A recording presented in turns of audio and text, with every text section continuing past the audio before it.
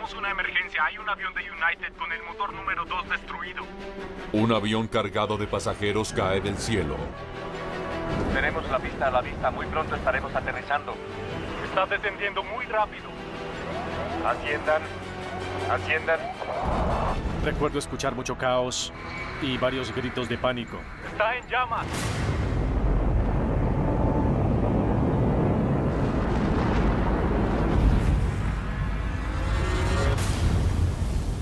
¿Pero por qué se estrelló? No fue una bomba, ni una colisión con un pájaro. ¿Qué sucedió a casi 11.000 metros de altura que provocó que este avión perdiera el control? Ahora, los ingenieros descubren pistas sobre los mayores desastres del mundo.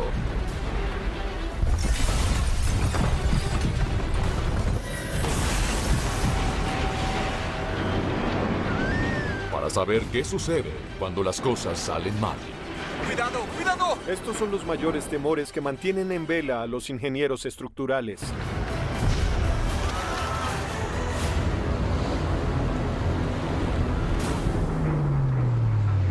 ¡Oh, santos cielos!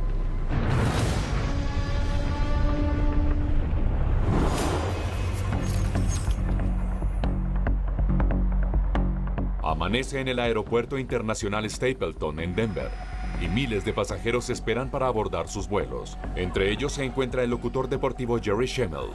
La verdad era un día corriente, nada fuera de lo común. Recuerdo que llegué al aeropuerto casi a las 6 de la mañana y nos enteramos de que nuestro vuelo había sido cancelado. Así que nos pusieron en espera. Finalmente, tal vez unas 6 horas después de la hora inicial en la que se suponía que saldría el vuelo, abordamos el 232 de United que despegó rumbo a Chicago. Vuelo 232, despegue. A la 1:45 de la tarde, Jerry fue a tomar su asiento. Fuimos los últimos en abordar. Recuerdo que cuando ingresé pensé que era un avión muy grande. Casi 20 años después de su lanzamiento, el DC-10 seguía siendo uno de los aviones de pasajeros más grandes que surcaban los cielos. También era muy distintivo. El DC-10 fue un avión muy icónico en los años 70 y 80 por su característica estructura con 3 turbinas. Contaba con una turbina en cada ala y una sobre la cola.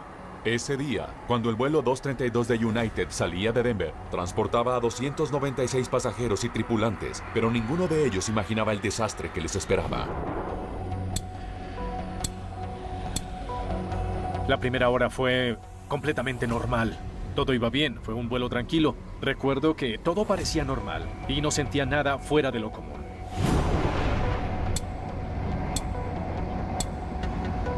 Las azafatas estaban recogiendo el almuerzo en las bandejas como de costumbre, entonces pensé que fue un buen vuelo. Instantes después,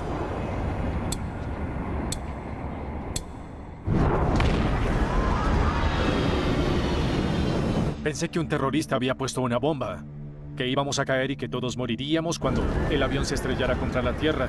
Recuerdo haber escuchado varios gritos, sentí pánico y vi caos. pero la explosión fue solo el comienzo de esta terrible experiencia.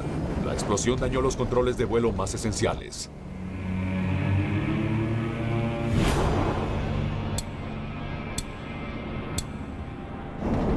Les informamos que no podemos controlar el avión. Por un golpe de suerte, a bordo se encontraba Denny Fitch, un instructor de vuelo que había acumulado más de 23,000 horas de vuelo, incluso en un DC-10. Él ayuda a ambos pilotos a recuperar parcialmente el control del avión. Denny Fish y el capitán Haynes tienen que mover montañas para aterrizar el avión. Solo se puede girar a la derecha y solo pueden reducir su elevación mientras dan el giro. Eso significa que solo tienen una oportunidad para hacerlo bien. Estamos tratando de controlarlo solo con la potencia. No tenemos control de los hidráulicos. Podemos realizar un aterrizaje de emergencia en algún lugar. Si no logramos controlar el avión, caeremos en cualquier lugar. Vuelo 232 de United. Si no puede llegar al aeropuerto, hay una autopista que va de norte a sur al lado este del aeropuerto. Es una interestatal de 4 carriles. Pasamos la autopista e intentaremos aterrizar en el aeropuerto. El equipo espera aterrizar en Sioux City, Iowa. El capitán Haynes habló por el altavoz. Quiso que todos entendiéramos que el descenso sería muy fuerte y que no iba a ser un aterrizaje seguro en el que nos bajaríamos del avión como normalmente se hace. Dijo que sería forzoso. Dudo mucho que lleguemos al aeropuerto. Contra todo pronóstico, se alinean a la pista. Me puse en una posición segura de inmediato y esperé mucho tiempo pensando para mí mismo que 30 segundos parecía mucho tiempo. Vuelo 232 de United. El viento va a 580 a las 11. Están autorizados para aterrizar en cualquier pista que puedan. El DC-10 desciende a 410 kilómetros por hora, el doble de la velocidad adecuada para este descenso. Está bajando muy rápido. Asciendan. Asciendan. No estaba preparado para ese golpe tan fuerte. Fue como haber caído del cielo y chocado contra el suelo. Primero, el ala del avión impacta en la pista. El combustible se incendia. El avión se parte en dos. La sección más grande se sale de la pista y termina boca abajo en un campo de maíz. 112 personas mueren en el accidente. Es uno de los desastres aéreos más trágicos de Estados Unidos. No fue una bomba, ni una colisión con un pájaro. ¿Qué sucedió allá arriba, a miles de metros de altura, que provocó que este avión perdiera el control? ¿Qué hizo que este DC-10 cayera? ¿Y podría volver a ocurrir? Las causas de esta tragedia se encuentran en sucesos que ocurrieron antes de que el avión llegara a la pista.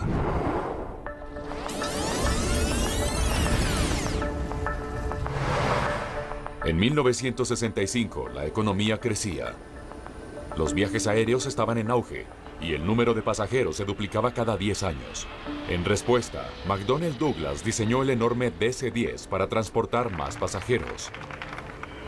Las primeras propuestas de diseño para el DC-10 fueron para un avión de 2 pisos de fuselaje ancho. Con 4 motores, serían capaces de transportar hasta 550 pasajeros. Pero eso era demasiado ambicioso y atrevido, entonces se adaptó a su forma final de 3 motores y un solo nivel. Era un avión muy eficiente.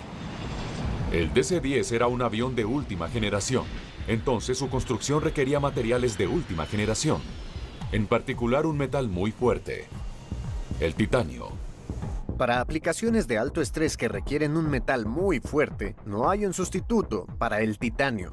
Si bien la resistencia del acero está a la par de la del titanio, pesa un 45% más. El titanio parece casi indestructible. Es perfecto para piezas de motores a reacción, como las aspas de turbina, las cuales están ubicadas en el interior de la turbina. Cada aspa de la turbina genera la mayor parte del empuje necesario para poder volar, girando a 3.800 revoluciones por minuto. Recibe un enorme estrés al estar en uso, así que tiene que ser muy resistente. Para construir componentes de aviación con titanio, comenzamos con la materia prima, la palanquilla. Estas son enormes piezas de metal de aleación forjadas expuestas al calor extremo. Antes de ser enviadas, las palanquillas se someten a una inspección ultrasónica para detectar imperfecciones. Si hay defectos en la palanquilla, cada defecto se ve reflejado posteriormente en cualquier componente fabricado. Por un error de fábrica, la palanquilla no pasa por el control de calidad. Y así la primera pista del desastre del vuelo 232 de United aparece.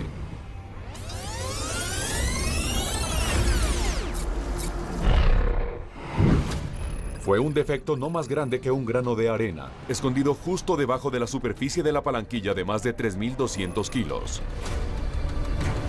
Luego esta pieza fue enviada a Ohio, donde fue convertida en un aspa de turbina, para luego ser ensamblada en la parte más delicada de la estructura.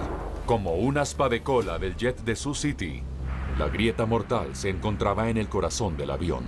Nadie sabía que esta anomalía microscópica estaba en esta aspa de la turbina. Incluso los defectos más pequeños pueden provocar fallas en las máquinas más grandes. Eso lo entendieron los ingenieros del transbordador espacial que despegó en Florida en 1986. Al igual que el DC-10, surgió una imperfección en esta nave espacial de más de $1.000 millones. T-3 minutos y contando. El 28 de enero, el transbordador Challenger se preparaba para despegar. Las comprobaciones de gimbal están completas. A bordo se encontraban 7 miembros de la tripulación, entre ellos la maestra de secundaria Krista McCauley. T-2 minutos y contando. Ella fue la primera civil estadounidense seleccionada para ir al espacio. La clave para despegar eran unos cohetes aceleradores sólidos a ambos lados del transbordador cargados con 500 toneladas de combustible explosivo. Las juntas tóricas de goma de solo 7 milímetros de grosor son lo único que mantiene el gas altamente inflamable aislado. 90 segundos y contando. Una junta tórica es blanda y cuando recibe presión, se deforma y llena todos los espacios microscópicos entre los materiales que está presionando. De esa manera no sale ningún gas líquido. T-1 minuto y contando. Sistema de supresión de sonido con agua activado. Ya que las juntas tóricas son un tipo de caucho, se debe tener en cuenta la temperatura. Si se expone a una baja temperatura, se altera la forma en que reacciona el material. Las juntas tóricas funcionan mejor a temperaturas superiores a 18 grados centígrados, pero el día de lanzamiento la temperatura era fría, solo 2 grados centígrados. Es como una dona recién comprada. Se siente maleable y suave porque está a temperatura ambiente. Pero si la colocas en la nevera durante la noche, al tocarla será crujiente, quebradiza y muy dura. T-30 segundos, confirmamos el inicio de la secuencia automática. Los ingenieros señalaron que les preocupaba el rendimiento de las juntas tóricas en el frío e intentaron detener el lanzamiento. Pero la NASA decidió continuar con la misión. Unidades de potencia hidráulica SRB activadas. La primera señal de una falla potencial está en el humo negro que sale justo encima del sello donde estaría la junta tórica. T-10, 9. Era una señal de que el gas a alta presión estaba atravesando ese sello. A medida que el gas pasaba, comenzaba a abrirse. 3, 2, 1. Despega la 25ª misión del transportador espacial. Ya ha dejado la torre. El Challenger asciende a toda potencia. Nadie en la estación de control de la misión se dio cuenta del humo.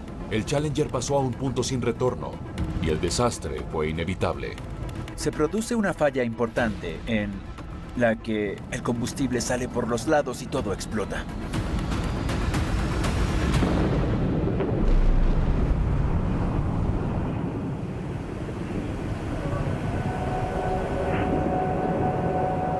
El mundo mira la horrorosa escena. Es obvio que fue un mal funcionamiento grave. No tenemos proyección de la caída. Una de las máquinas más complejas jamás construidas fue destruida por una pieza de 6 milímetros. Al igual que el Challenger, el DC-10 de Sioux City se vio comprometido por un error invisible, pero fatal. En un equipo de alta ingeniería como un avión, los detalles más pequeños importan mucho, ya que solo se necesita una pequeña falla para causar una catástrofe.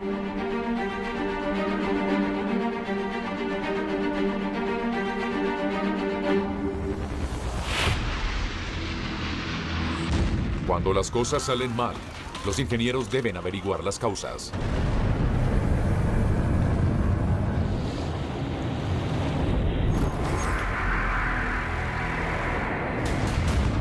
En el caso del avión de Sioux City surge una pista, un defecto microscópico en el aspa de la turbina. Estas grietas son prácticamente invisibles para el ojo inexperto y son difíciles de detectar para el ojo más entrenado. Pero el avión voló por 17 años sin incidentes. Entonces, ¿qué más podría causar este desastre?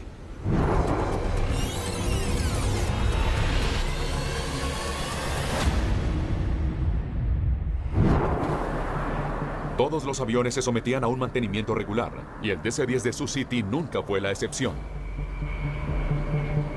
Eran 3 turbinas a reacción que acumulaban 42,000 horas de vuelo, y con cada vuelo, la turbina de cola se acercaba cada vez más a una falla. Cada vez que se arrancaba el motor, la grieta crecía un poco más desde la cavidad, solo una fracción. Lo llamamos grieta por fatiga, la cual creció y fue empeorando a lo largo de la vida útil de la turbina. Esta grieta comenzó a extenderse, empezó a crecer y a profundizarse más y más en el material, debilitando este componente sin previo aviso. Los ingenieros llevaron a cabo 6 inspecciones profundas durante la vida útil de la aeronave, pero en ninguna revisión lograron detectar la falla.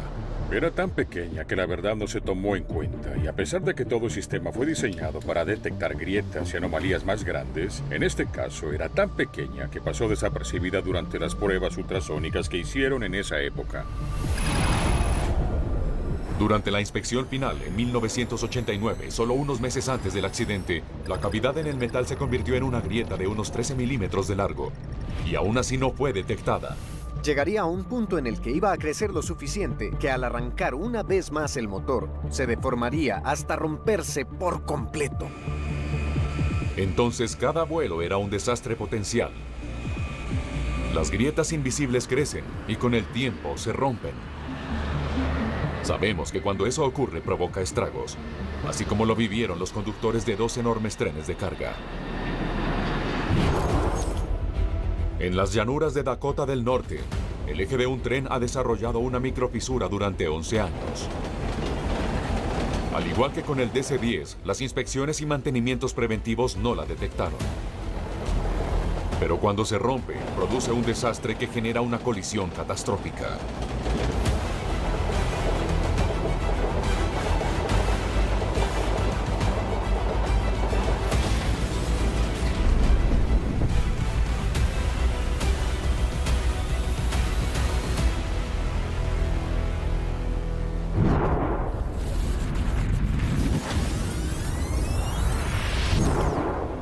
$2.000 millones de toneladas de carga se mueven a través de las líneas ferroviarias de Estados Unidos cada año. Y toda esa carga requiere trenes enormes. El 30 de diciembre de 2013, un tren de 104 vagones viajaba hacia el oeste a través de la ciudad de Castleton, cargado de grano. El eje de acero de uno de los vagones tiene una pequeña grieta causada por una fatiga oculta, ya que fue fabricado una década antes. Era de 3 centímetros de largo y crecía. A medida que se debilitaba el material, el eje comenzaba a doblarse. Imagina que tienes un trozo de cuerda y que dentro de la cuerda hay un pequeño fragmento de vidrio. Si empiezas a mover la cuerda, luego de haberla manipulado en algún momento, ese pequeño fragmento de vidrio comenzará a cortar los hilos de esa cuerda, haciéndola más y más débil, pero no se nota porque estás mirando el exterior de la cuerda. Alrededor de las 2:08 p.m., finalmente se rompe. Algunas piezas rotas de acero cayeron debajo del tren y descarrilaron algunos vagones que iban atrás. Pero el tren era tan largo que su conductor no tenía idea de lo que pasaba. Y en sentido contrario, venía otro tren cargado con la peor carga posible. Más de 2 millones de galones de petróleo crudo e inflamable. Cuando el conductor del tren petrolero vio el vagón de forma clara, era demasiado tarde.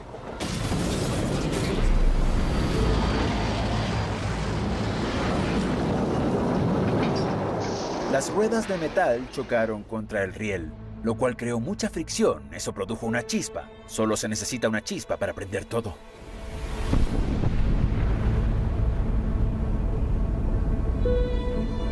La bola de fuego arrojó gases tóxicos y ardió durante 24 horas.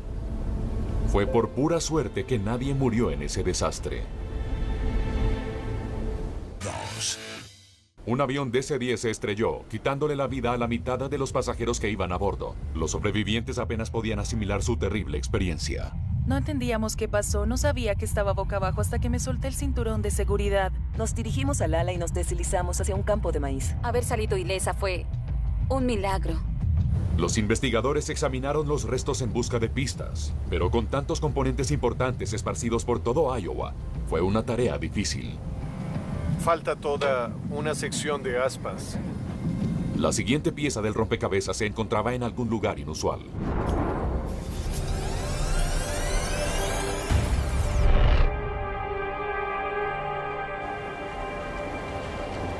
En 1968, al planificar el diseño del DC-10, su fabricante McDonnell Douglas consideró el creciente mercado interno. Con el avión adecuado, podrían hacer una fortuna. La empresa necesitaba un avión con un mayor alcance que los de 2 turbinas a reacción, pero a costos operativos más bajos que sus rivales de 4 turbinas. Los motores de la época, los motores G, no tenían potencia como para usar solo 2. La solución óptima en ese entonces fue optar por 3 turbinas, pero ¿en dónde se debía colocar el tercer motor? La solución fue ubicar el tercer motor encima del avión, en la cola. Los motores del DC-10 eran modelo General Electric CF6 Turbofan.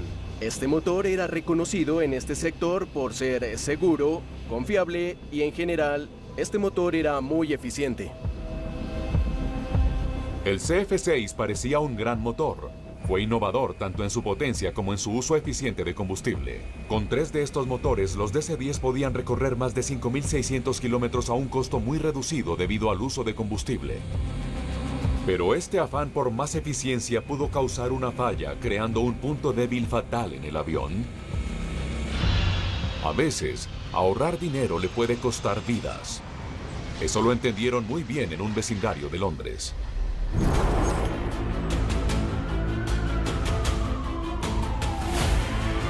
Un edificio residencial se incendia en la noche y los residentes horrorizados solo pueden esperar y observar. ¿Cómo es posible que le suceda esto a un edificio de apartamentos recién renovado?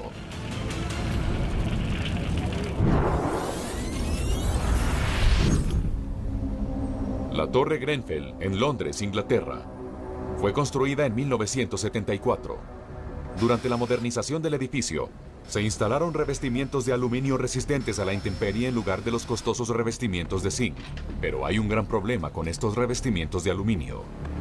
Contenía plástico o polietileno en su interior, así que el material era combustible y también inflamable.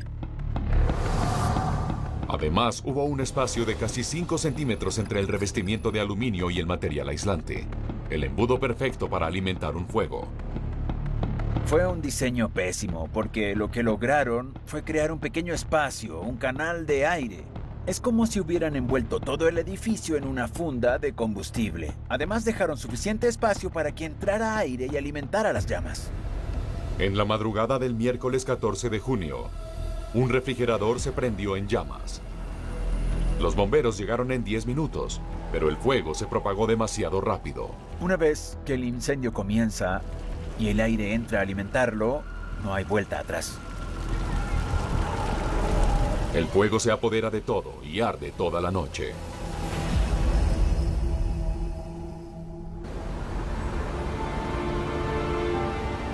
A medida que sale el sol, la dimensión de la tragedia se veía cada vez más clara. Esto pudo haberse evitado fácilmente. Resulta que los revestimientos resistentes al fuego para todo el edificio solamente costaban $400,000 más. Y por esa cantidad ahorrada, 72 personas perdieron la vida.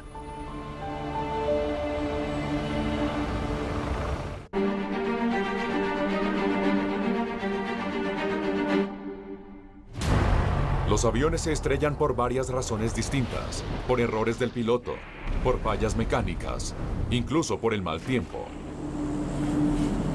Además del clima, hay algo más que los ingenieros no pueden controlar.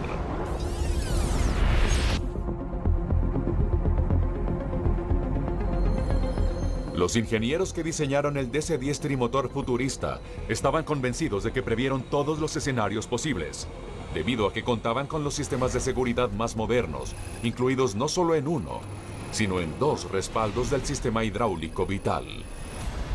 Ahora, la hidráulica en este tipo de avión era algo esencial para ayudar al piloto y a la tripulación a maniobrar en el aire estos sistemas de control de vuelo para que no ejercieran de 90 a 140 kilos de presión sobre el yugo. Estos sistemas controlan el movimiento del avión, lo que le permite al piloto cambiar de dirección, altitud o velocidad.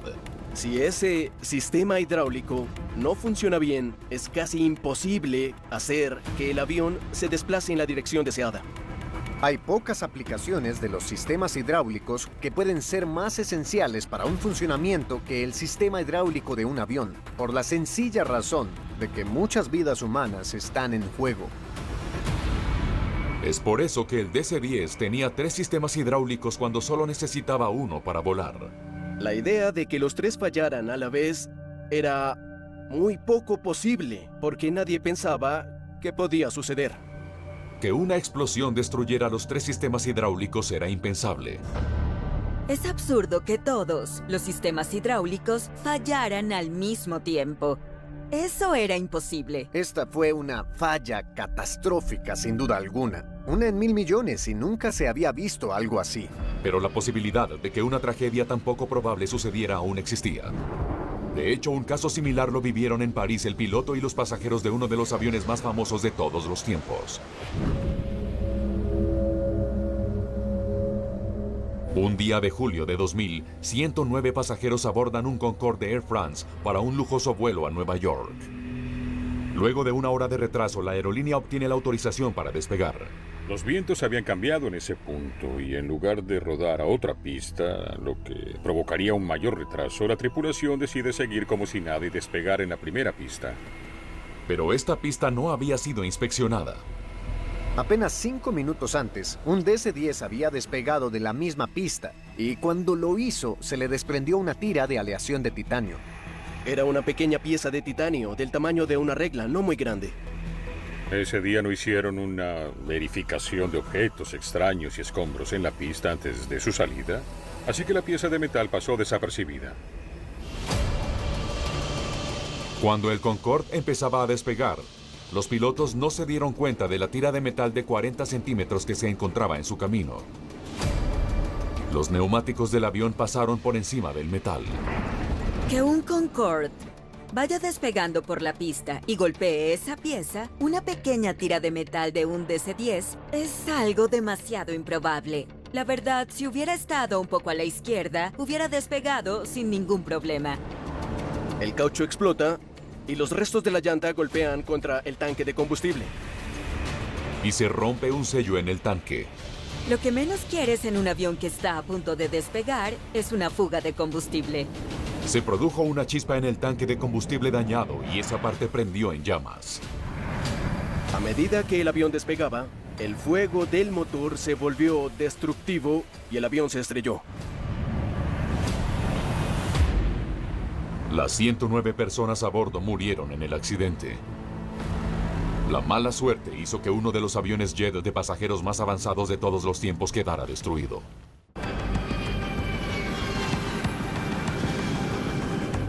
El vuelo 232 de United Airlines estaba a más de 11.000 metros de altura en su camino a Chicago.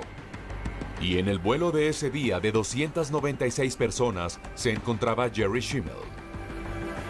Estábamos volando tranquilamente y me empezó a dar un poco de sueño. Pensé en tomar una pequeña siesta. Me relajé, no imaginé que hubiera algo fuera de lo común. Una grieta de 13 milímetros en el aspa de un rotor de una turbina en la cola de este DC-10 pasó desapercibida durante 17 años. Pero pronto llegará al punto de ruptura. Escuché una explosión.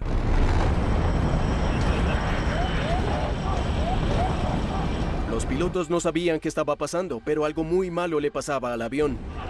De inmediato se dan cuenta de que la explosión destruyó la turbina de cola. Venía de la parte trasera del avión. Pude oír la explosión y sentir que el avión comenzaba a caer después de eso. Ahí supe que era algo muy grave.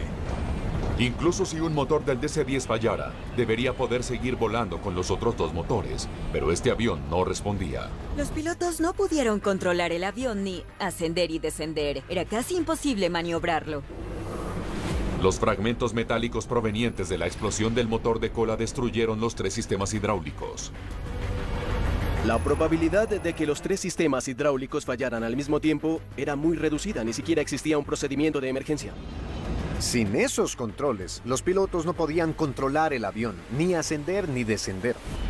El avión comenzó a descender 6 veces más rápido de lo que debería. Me sujeté muy fuerte del reposabrazos. En la cabina suenan las alarmas. El avión ya es casi imposible de controlar. Lo primero que se preguntaba la tripulación era: ¿qué está pasando? No sabían qué había ocurrido en la parte trasera.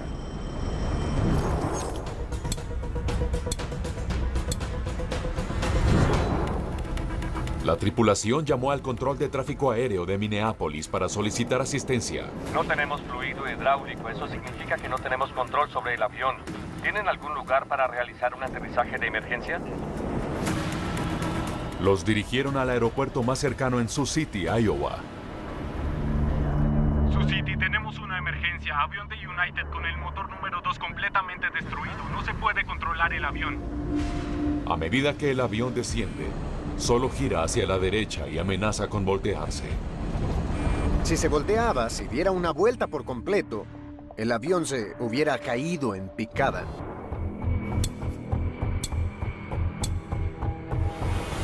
El piloto, el capitán Al Haynes, lucha para nivelar el avión.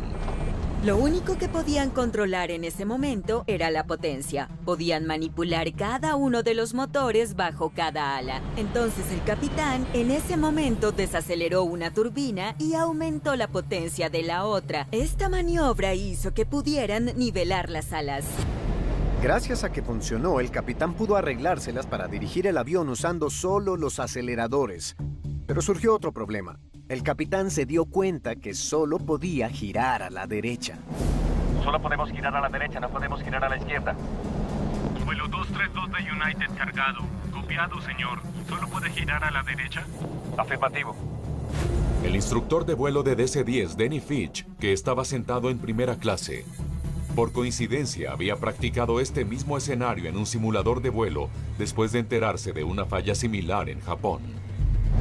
Corrió a la cabina y manipuló los aceleradores mientras los pilotos intentaban determinar su próxima maniobra. El DC-10 iniciaba un vuelo en círculo sobre Iowa.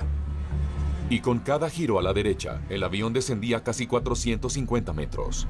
Podía sentir que el avión giraba a la derecha una y otra vez y me pregunté por qué seguimos girando a la derecha, porque nunca nos estabilizamos.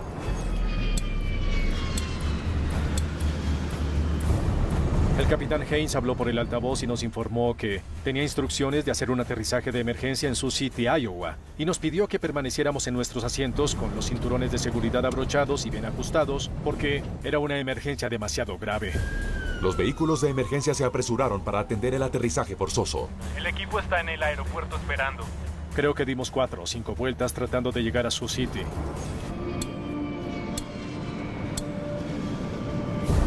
A las 3:53 de la tarde, la tripulación maniobró el DC-10 a su giro final. Ese era el momento de la verdad. El capitán Haynes se comunicaba con nosotros diciéndonos que nos daría la orden de prepararnos 30 segundos antes de que tocáramos tierra. Él dijo que quería que entendiéramos que sería un aterrizaje fuerte.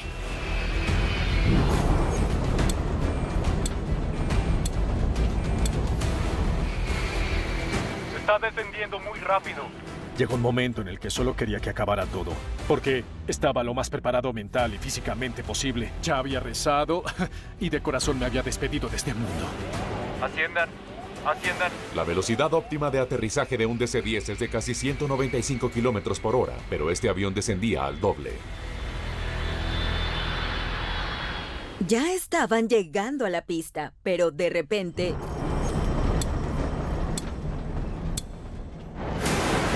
¡Está dando vueltas! ¡Está en llamas!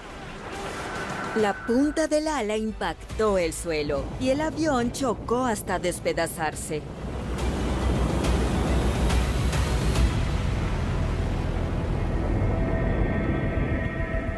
Vi a mi alrededor cuerpos por todas partes. Algunos estaban fuera de sus sillas. Otros aún estaban abrochados a ellas. Rebotamos un par de veces, comenzamos a deslizarnos, a avanzar y la nariz del avión impactó en la pista. Nos habíamos volteado por completo. El avión se despedazó en secciones grandes y yo solo pude aferrarme al asiento. Vimos un bote completo y finalmente nos detuvimos. El avión se estrelló. ¿Cuál es la situación? El avión está completamente destruido en el suelo. Cuando ya estaba listo para salir corriendo del avión, escuché a un bebé llorando entre los escombros. Entonces seguí el llanto y estábamos rodeados de un humo muy denso. No podía ver nada, pero escuché el llanto. Lo seguí y me di cuenta que provenía del interior de un compartimento de equipaje. Encontré la manija, la abrí, levanté la tapa, alcé a la bebé con un brazo y en cuanto la alcé, ella dejó de llorar. Luego me di la vuelta, me dirigí a la salida y salí del avión. Los equipos de emergencia buscan desesperadamente entre los escombros. Encuentran a 112 personas fallecidas, pero a los 3 tripulantes de vuelo y a Denny, inconscientes pero vivos. Milagrosamente, entre pasajeros y tripulantes, 184 sobrevivieron al impacto. Miré hacia el avión y pude ver los escombros del área de donde acababa de salir. Creo que en ese momento me di cuenta de lo catastrófico que había sido todo. Sabía que era un avión enorme, y al verlo así, supe que había sido un desastre terrible. Las imágenes conmocionaron a la nación. Y debido a que unos 400 DC-10 aún seguían en funcionamiento, la industria de la aviación estaba desesperada por descubrir qué había salido mal. Pero los investigadores se enfrentaban a una tarea aún más grande, ya que los escombros habían quedado esparcidos por Iowa y faltaba una pieza vital del rompecabezas.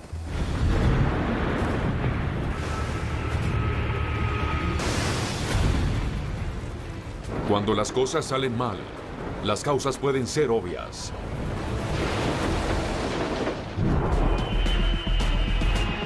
Está descendiendo muy rápido. Atiendan, atiendan.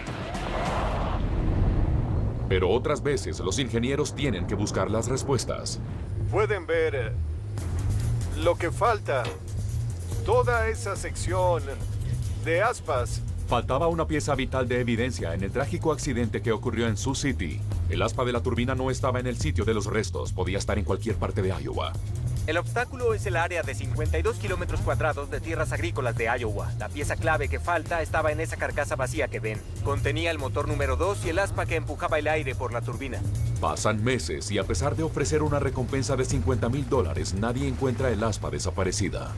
Buscaron por cielo y tierra, pero la búsqueda era en un extenso terreno de cultivo, entre kilómetros de maizales y cultivos. No apareció. Hasta mucho tiempo después, cuando un agricultor estaba cosechando y sin esperarlo se encontró el rotor con las aspas de la turbina. Al menos los investigadores ya tenían la pieza esencial para saber qué causó el accidente del vuelo 232 de United Airlines. Y visto a través de los ojos de los ingenieros, todo era evidente. Fue por la reducción de costes. El tercer motor en la sección de la cola era un desastre a punto de pasar. Un defecto oculto. Lo llamamos grieta por fatiga. Señales ignoradas. Los equipos de mantenimiento ignoraron la grieta una y otra vez. Y mala suerte. La idea de que los tres sistemas fallaran a la vez se consideró como algo imposible.